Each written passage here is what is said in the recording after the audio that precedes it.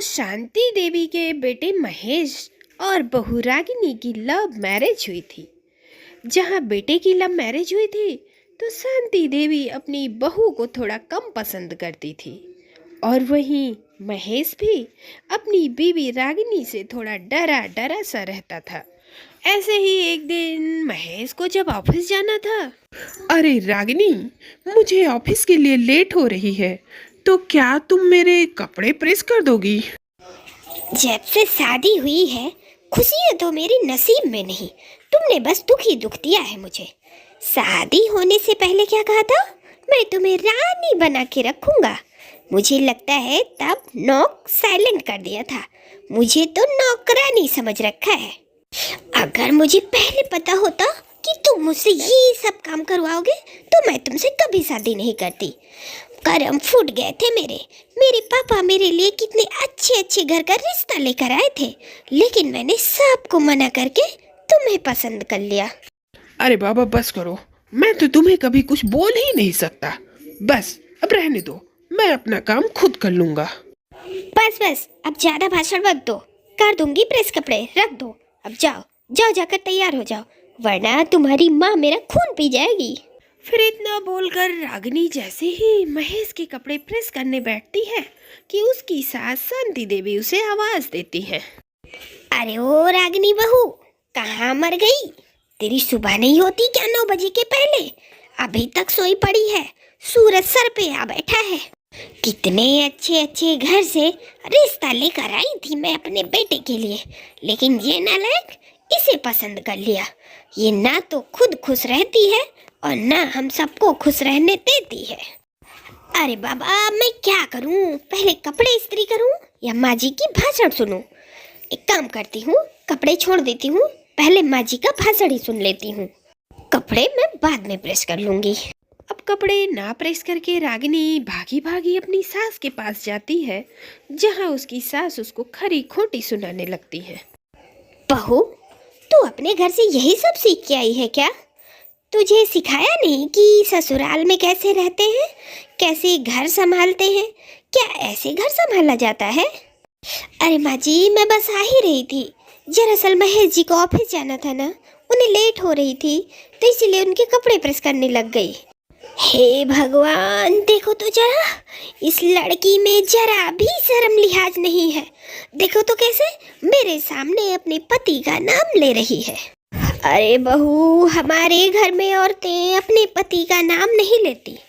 कहा जाता है पति का नाम लेने से उसकी उम्र कम होती है। अरे तू क्या चाहती है कि मेरे बेटे की उम्र कम हो जाए? अरे नहीं माँ जी, ऐसा बिल्कुल नहीं है। अब ठीक है, मैं आगे से इनका नाम नहीं लूंगी, गलती हो गई। हाँ अब ठीक है, वैसे भी तुझे अभी बहुत कुछ सीखना बाकी है। अब चल जा जा, मेरे बेटे के लिए अच्छा सा खाना बना दे, बेचारा कल से भूखा है। अब रागिनी सुबह सुबह अपनी सासू माँ का ये लंबा चौड़ा भाषण सुनकर किचन में चली जाती है और किचन के कामों में लग जाती है। और दूसरी तरफ वह अपने पति महेश के कपड़े प्रेस करना भूल जाती है, जिसकी वजह से महेश वैसे ही कपड़े पहनकर ऑफिस के लिए निकलने लगता है। अब अपने बेटे के ऐसे सिकड़े हुए कपड़े देखकर शांति देवी का गुस्सा फूट पड़ता है। अरे बहू, मैं क्या करूं, अपना सर कहीं फोड़ लूं क्या? अरे तू मेरा ना सही, कम से कम अपने पति का तो ख्याल रखा कर।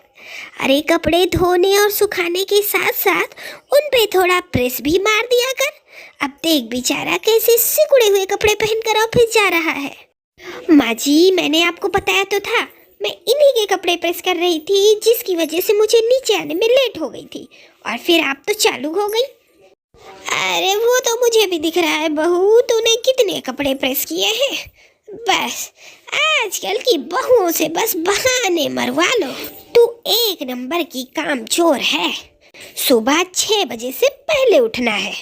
बहू, अब तू मेरी भी बात कान खोलकर सुन ले। अब तेरी ये बहानेबाजी ना मेरे आगे नहीं चलेगी। तुझे कपड़े प्रेस करने हैं, वो भी जाते वक्त नहीं, रात को सोने से पहले। जा बेटा, आज तू ऐसे ही ऑफिस चला जा, तेरी बीवी को तो मैं सीधा करती हूँ। अब रागिनी को डांट खाता देख महेश को हंसी आ जाती है और वो वहां से मुस्कुराता हुआ चला जाता है। अब महेश को हंसता देख रागिनी को बहुत गुस्सा आता है, पर बेचारी कर ही क्या सकती है। फिर ऐसे ही कुछ दिन बीत जाते हैं। फिर ऐसे ही एक दिन रात में बैठकर पूरा परिवार साथ में खाना खा रहा था और सब्जी में नमक तेज होने की वजह से रागिनी को डांट पड़ती है। बहू, आज की सब्जी खाकर तो ऐसा लग रहा है मानो सारा गुस्सा तूने इस सब्जी पर उतार दिया हो। मैं कुछ समझी नहीं माँ जी। अरे तुझे सब समझ में आ जाएगा, बस तू एक बार अपने हाथ की बनाई हुई सब्जी तो खाकर देख। अरे मुझे तो समझ में नहीं आ रहा है कि तूने सब्जी में नमक डाला है कि सारा नमक ही उठाकर सब्जी में डाल दिया है। अरे घर में राशन कम नहीं है तो तू सोच रही है कि एक ही बार में सब खत्म कर दूं? क्यों, सही कहा ना मैंने?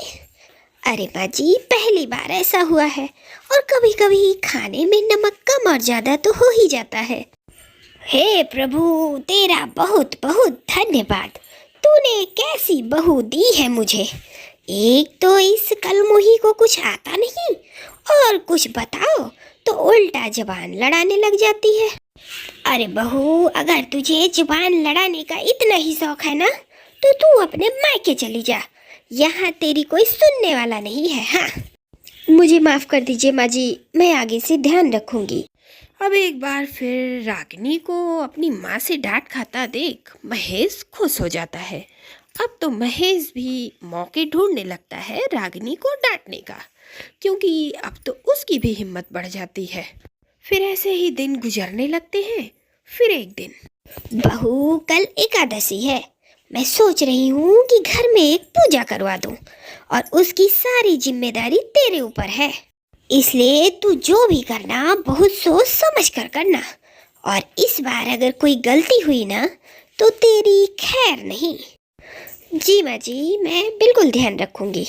अब शांति देवी रागिनी को धमका कर तो चली जाती है, पर उसे बताती नहीं कि पूजा में क्या क्या करना है और कैसे कैसे करना है। अब बेचारी रागिनी इस बात से परेशान थी और न ही उसे कुछ पता था कि कैसे क्या किया जाए, और उसकी हिम्मत भी नहीं हो रही थी कि वह अपनी सास से पूछ सके कि माँ जी करना क्या है। अब इस बात को लेकर रागिनी पूरे दिन परेशान रहती है और उसे परेशान देख महेश कहता है, क्या हुआ रागिनी डार्लिंग, तुम्हारा चेहरा क्यों उतरा हुआ है? अरे तुम्हारे चेहरे की खुशी कहाँ गई? अरे अब क्या बताऊं, जब से इस घर में आई हूँ मेरे चेहरे पर खुशी रहती ही कहाँ है। मुझे तो डर लग रहा है कल होगा क्या। कल एकादशी है, माँ जी घर में पूजा करवाने वाली है और मुझे पता भी नहीं है कि एकादशी में करते क्या है। और अगर मुझसे कोई गलती हो गई तो माँ जी फिर मुझे खरी खोटी सुनाएंगी। अब रागिनी को डरा हुआ देखकर महेश समझ जाता है कि रागिनी को कैसे काबू में करना है। फिर मनी मन में महेश प्लान बनाता है कि वो भी अपनी माँ की तरह रागिनी को डांट कर अपने कंट्रोल में रखेगा। फिर अगले दिन एकादशी वाले दिन वही होता है जिस बात का रागिनी को डर था। हे भगवान, आज एकादशी है, पंडित जी आ गए हैं, थोड़ी देर में पूजा शुरू होने वाली है और बहू तूने कुछ नहीं किया। ओ माँ जी, मुझे एकादशी के बारे में कुछ पता नहीं है ना, इसलिए मुझे समझ में नहीं आया मैं क्या तैयारी करूं। पर थोड़ा बहुत मुझे जो समझ में आया ना वो तैयारी मैंने कर दी है। बस आप एक बार बता दीजिए ना क्या क्या चाहिए और मुझे एक लिस्ट दे दीजिए, बस मैं 5 मिनट में सारा इंतजाम कर दूंगी। अरे बहू, अगर तुझे कुछ पता नहीं था तो तू कल ही मुझसे पूछ लेती।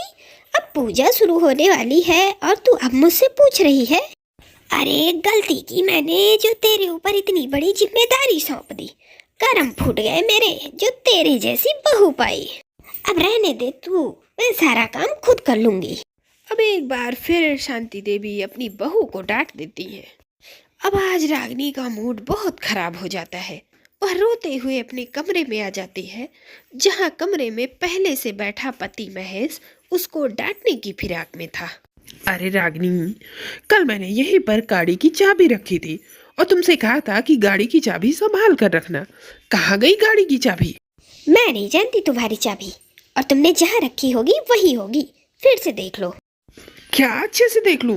तुम्हारा ध्यान रहता कहाँ है? पूरा दिन घर में बैठकर फोन चलाना, टीवी देखना, इसके सिवा और करते ही क्या हो? एक काम दिया था तुम्हें, वो भी तुमसे नहीं होता। अरे तुमसे तो शादी करके पछता रहा हूँ मैं। बस करिए बहन जी, शादी करके तो मैं आपसे पछता रही हूँ। जिसको देखो इस घर में सुनाता जा रहा है। अब मुझे कम से कम तुमसे तो ये उम्मीद नहीं थी। मैं माँ जी की इसलिए सुनती हूँ क्योंकि माँ जी मुझसे नाराज है। अब तुमने तो मुझसे प्यार किया था ना, अब तुम भी डांटने का मौका ढूंढते रहते हो। और अगर ऐसा कुछ तुम्हारे दिमाग में चल रहा है ना, तो मैं साफ साफ बता दे रही हूँ, मैं सिर्फ माँ जी की डांट सुनने वाली हूँ और किसी की नहीं। खुद ढूंढ लो अपनी चाबी, मैं तुम्हारी बीवी हूँ, नौकरानी नहीं। अब रागिनी महेश को सुनाकर कमरे से बाहर जा रही थी कि तभी वहां शांति देवी आ जाती है। सही कह रही है बहू। रागिनी बहू सिर्फ मेरी है, तेरी नहीं, इसलिए उसे सिर्फ मैं डांट सकती हूँ, तू नहीं, समझा? इसलिए तू अपना काम खुद करना सीख ले। और बहू, तू मेरे साथ पूजा में चल। माँ, मैं डांट नहीं रहा था, मैं तो बस ये कह रहा था कि चाबी खो गई तो क्या हुआ, दूसरी चाबी रखी है ना। खैर, आपने जो सामान मंगवाया है वो मैं ला देता हूँ। हाँ हाँ, सब पता है मुझे कि तू मेरी बहू को डांट रहा था या प्यार कर रहा था। रागिनी मेरी बहू है, समझा?